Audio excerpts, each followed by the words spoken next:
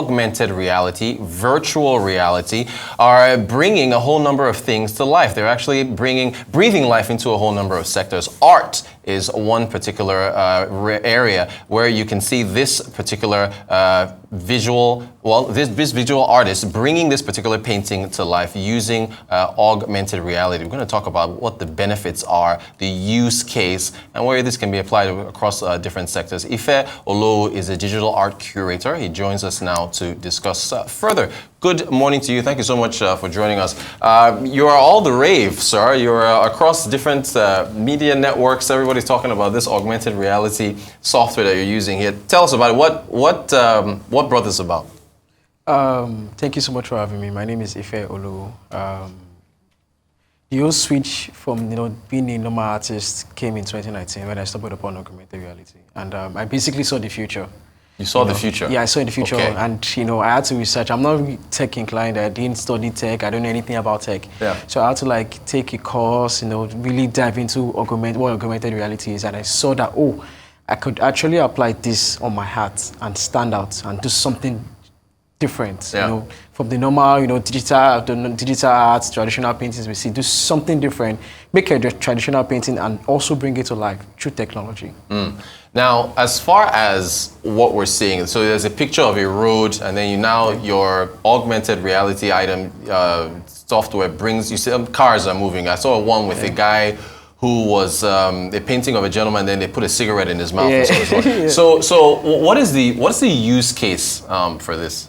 The use cases, you can actually use it, apart from the arts industry, you could use it for education, you could use it for real estate, you could use it for advertising and even marketing as well. It cuts across all fields, all sector. So augmented reality is a technology that I feel like people need to be more aware about, talk about it, use it for whatever they want to use it. So this is one of the use cases, augmented reality on art. There's something I did on my shirt. I make the shirt come to life. So that's augmented reality in fashion. So basically, there are so many numerous use cases.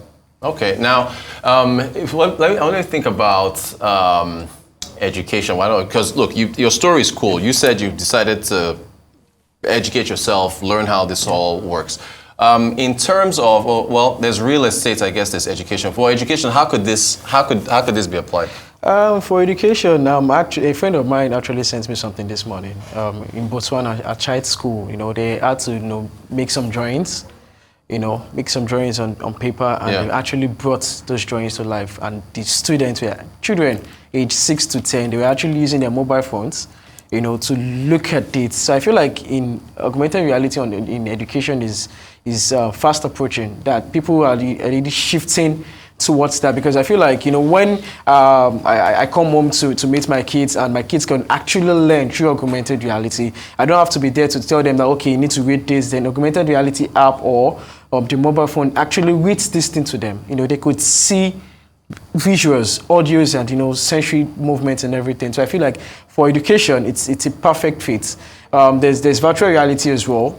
It's just like the sister to AR, where they put the classes in. But this, you don't have to use the classes. Although we have Apple Pro, which just launched, which you can definitely use. But the smartphone, everyone owns it. Most people owns a fast smartphone, which has a camera and internet. So I feel like for education, it's paramount, and it's something that Excellent point. Well, I'll get to costs and internet. We're always talking about this all the time. What about real estate? I think real estate, there's a big market here for this to play out. Yeah, we actually have a prototype. Polabi, his name is AJ, is my partner. Yeah. We have a prototype whereby we built for a real estate company.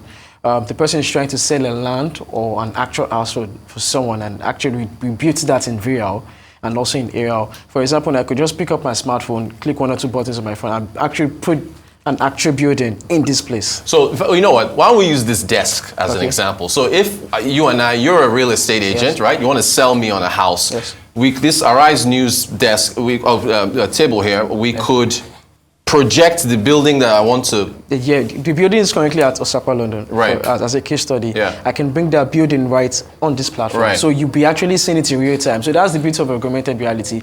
You see things in real time, things that are not there. Yeah. You see them in real time. Yeah. So they're computer generated items. Well, we built them, you understand, put them in AR and also in VR, and also project it in that particular space. So I can bring anything to life, basically. You know what we gotta do? I don't know. Maybe we'll do. Can we? If would the cameras be able? Okay. So looking at our cameras now, if our viewers wanted to see what you're talking about, let's to experiment with this in real time. Maybe we'll bring you back to try this out because I really want to. How would we allow? How would our viewers see the building or whatever it is you wanted to project? Would you have to? Okay, so we would choose the smartphone. Through the smartphone. So in real time, if they wanted to see what we were seeing, would that have to be uploaded through our gallery, where we upload our images from, for that to be displayed? It's a lot of technical. Okay, but so to make it easier though, the smartphone is the way, the medium. Is the way to see it. Yes. Fantastic. But talk about the software. What about the software itself that made this all happen? Can you talk about how you? The software. We didn't develop the software. Right. We were going on A2 and also Unity. And right. We have so many SDs that we've been tap into and just create our own. Yeah. So you build upon that. Okay, let me go back to that example. I love the example you made with your kids with phones and so on. And I asked this question to our last guest. I'm going to ask it to you as well because I think we need to be realistic about network. Network is a pejorative in Nigeria. When somebody says network means something's you've been disconnected. Internet broadband penetration is under 50%. You'll need, I would assume, stronger, faster internet for this to be made possible. So if you don't have the infrastructure for that, and this is dependent on the network on your phones, yes. How viable is this, especially with where we are in our own region of the world? I think likewise how technology keeps on evolving. I feel like for broadband, for internet, it will keep on evolving. For at the moment, we have Starlink, that's trying to really do something really nice for we creatives and internet users. So I feel like coming years there'll be other better ones than Starlink. Yeah. So for I don't have a Starlink, but I use another network. Yes, other network. Yes. Yeah. So, well, it's funny enough, our last guest before you also mentioned Starlink. Starlink is expensive. It is. I think $600-700 just to set up before you now do the monthly. The Apple phone is $3,000. $3,500. So imagine me spending that much on gadget, and basically this is the future. So I feel like we're investing into the future, and this will get more people that will do something better, and will reduce the cost. How do you feel about every time we talk about technology and new gadgets, the cost always comes up, and then you've got people like me and others who want to drag you back and say, "Oh, well, it's too expensive, and the average person can't afford it." Is the base case that look, high tech costs money? Yes, it does. That's it, right? Yes. If you're going to keep moving forward, maybe 2 or 3 years down the line, Apple Vision Pro will have another version that, as you said, is lower cost. That's lower cost, yes. But for now. But for now, we have to we have to buy it's fascinating when I told someone that one of my painting costs $10,000 and I'm like, wow. How much? $10,000. $10,000. Wow. Okay. Wow. Okay. Wait, is that before the augmented reality or just the painting by itself? No, with the tech and everything. Right. So I moved from selling paintings for 500, 1 million to selling above 5,000, $10,000. And that's the inclusion of the tech, and the tech is expensive. Right. Understand? So you're getting value from it. You're getting value for what you're doing. You preempted my next question. So I was going to ask you, for an artist that paints and then you now add your AR, the value of the art goes up. Has gone up. So basically, that's the whole beauty of what I'm doing. Adding value to what I'm doing. Yeah.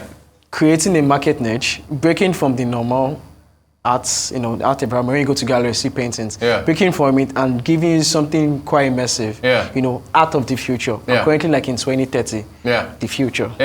So I'm bringing the future to the present. We've got a few more minutes to go. What your background, tell us about your background. You are in printing? Yeah, I'm also into printing, yes. Okay, so I'm going to talk about that because, I always look at the newspapers in Nigeria and the fact that how much it costs to print, ink and so on. Tell us about your operational cost and I guess what the devaluation of the currency has meant to your printing business. Things we're buying 1 naira, we're buying at 10 naira, even 20. The inflation and, the dollar rate to naira is I can't even place a word, but we're importing machines from China, buy materials from China. Even art materials are quite expensive now. Yeah. One tube that we buy for like 2,000 now is over 30,000. Just one tube. So I think it's cost across all sectors, but for printing is killing.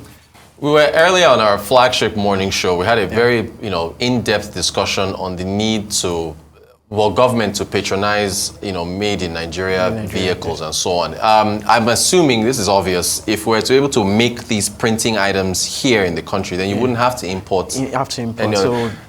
So if you... I asked this question of the last guest. What's your view on government and how government can help what you're doing? Would the president have to buy one of your art pieces? I think the major thing is just creating an enabling environment. When we have, constant lights, we have good roads, we have things that, we use on a normal day.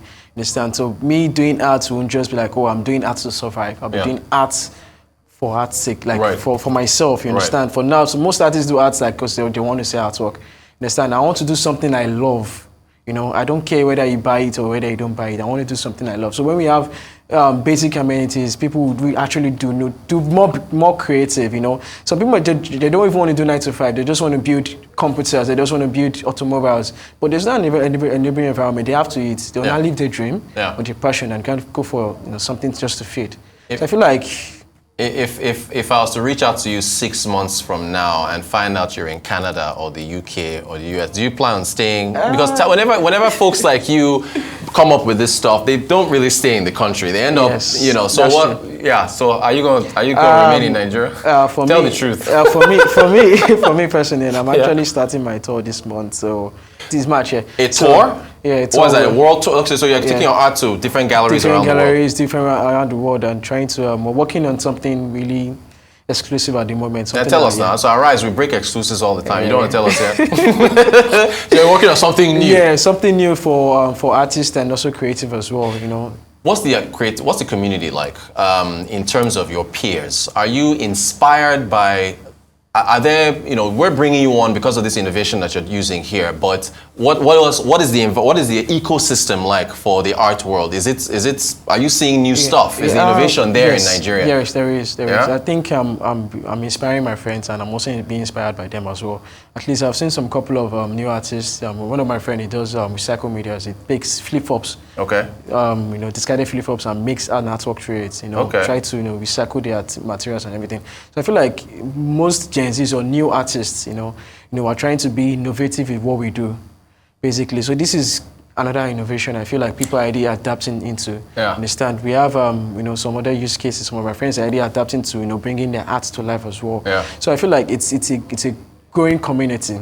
Just like the AR/VR community in Africa, it's a growing community. So. Okay, that's my favorite one. The guy with the red turban where they put a cigarette in his mouth. You can see the art there. There's no cigarette in his mouth, but on your phone they're putting a cigarette in his mouth. So the AR determines what happens as far as how it brings it to life, right? No, we do all the background work. We make everything you're saying is made by someone. It's programmed. So it's not like the AR or the phone that does the whole magic. Right. You do the magic, you put it then. So if you wanted to, you could make him wink or smile. Yes, I can do that. Cool stuff. Look, okay, all right. This is very interesting stuff. It's really nice to see this kind of thing being done. Do you see this growing? Is more innovation in the art space, the marriage between art and technology, is that going to grow further in Nigeria? It will. We have what's it called, digital exhibitions at the moment. So let's go whereby when you just were at the summit, right? Omniverse. Omniverse, yes, I was one of the speakers. Right, exactly. I saw a picture of you that. So you think that with more of those types of summits, adoption, we will see more marriage between art and tech? Yes, definitely, 100%. I'm going to check and make sure you haven't left Nigeria. I will invite you back. I'm going to invite you back on the show and see whether you're still in the country. This is really good stuff. Ife Olowu, digital art curator, visual artist, thank you so much for talking to us. This is really cool stuff. All right, thanks so much. Appreciate your time.